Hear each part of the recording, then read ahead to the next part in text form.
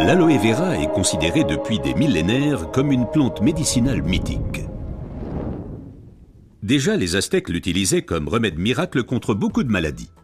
Dans la médecine populaire, elle est connue pour ses propriétés désintoxicantes, purifiantes, dégraissantes et désacidifiantes. Aujourd'hui, on sait également qu'elle exerce une influence positive à la fois sur le taux de sucre et le taux de graisse dans le sang, par exemple le cholestérol. Mais il faut préciser qu'il existe différentes sortes d'aloe vera. La véritable aloe vera, l'aloe barbadensis, est un lys du désert et est cultivée dans les régions sèches, notamment en Amérique centrale et en Amérique du Sud.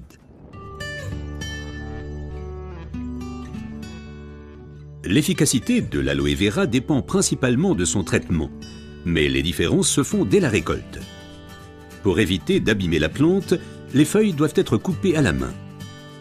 Comme la pellicule supérieure de la feuille contient de l'aloïne toxique qui protège la plante contre les animaux et a un effet laxatif pour l'être humain, il faut bien séparer l'enveloppe du gel intérieur. Le gel est du reste l'élément le plus précieux de l'aloe vera. Il contient à lui seul plus de 150 composants importants et bénéfiques pour la santé tels que vitamines, enzymes, polysaccharides et oligoéléments. Et c'est précisément cette combinaison unique, cette association de différentes substances qui entraîne l'effet médicinal.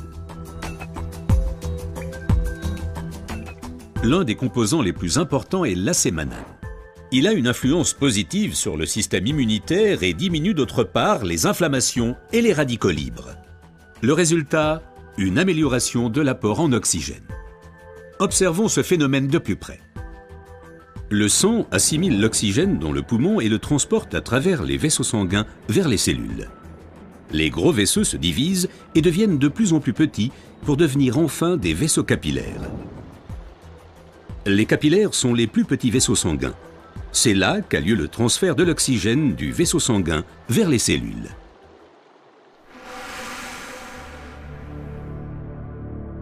Une alimentation malsaine, la pollution de l'environnement, le stress et des exigences élevées affaiblissent notre système immunitaire.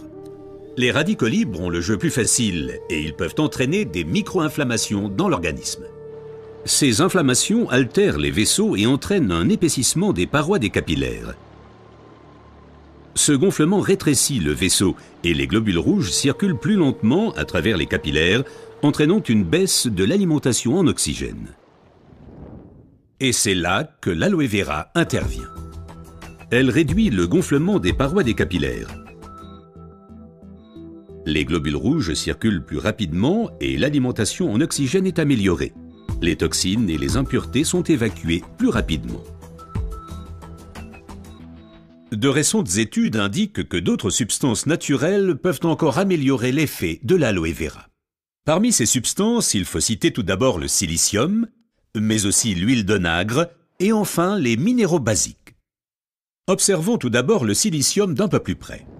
Le silicium est indispensable à l'organisme. C'est un élément structurant.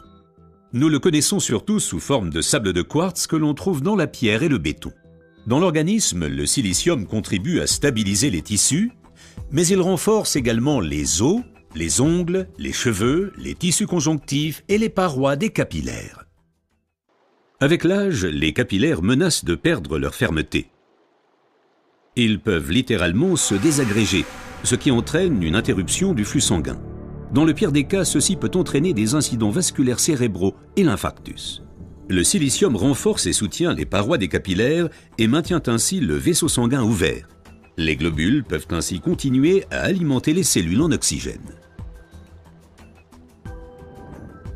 Mais le corps humain ne peut pas s'alimenter en silicium sous sa forme d'origine qu'est le sable de quartz.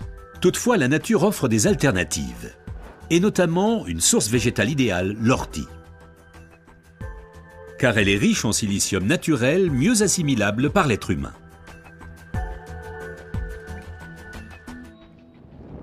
Une oxygénation optimale ne dépend pas uniquement des capillaires, mais aussi et surtout de l'état du sang. Le sang ne peut bien circuler dans les vaisseaux capillaires que s'il est suffisamment fluide. Certaines substances peuvent améliorer la fluidité du sang, l'huile d'onagre avec ses acides gras insaturés et naturellement les minéraux basiques. Les acides gras insaturés sont des fluidifiants du sang. Ils empêchent les globules de s'agglutiner et donc un épaississement du sang. Les minéraux basiques soutiennent l'élasticité des globules rouges et facilitent ainsi leur passage à travers les capillaires. Ces deux éléments améliorent la fluidité du sang et garantissent ainsi son alimentation optimale en oxygène. Permettez-moi de récapituler. Une oxygénation satisfaisante de nos cellules est une condition importante de notre santé et permet également de prévenir les maladies graves. L'aloe vera et son effet décongestionnant améliorent l'oxygénation. Le silicium renforce les parois des capillaires et garde le vaisseau sanguin ouvert. Cet effet est renforcé par l'huile d'onagre et aussi par les minéraux basiques. Ce que la médecine populaire savait depuis longtemps est maintenant confirmé par la recherche moderne.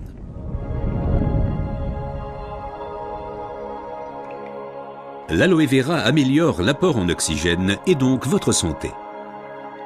Car l'oxygène signifie la vie. Faites confiance à l'aloe vera.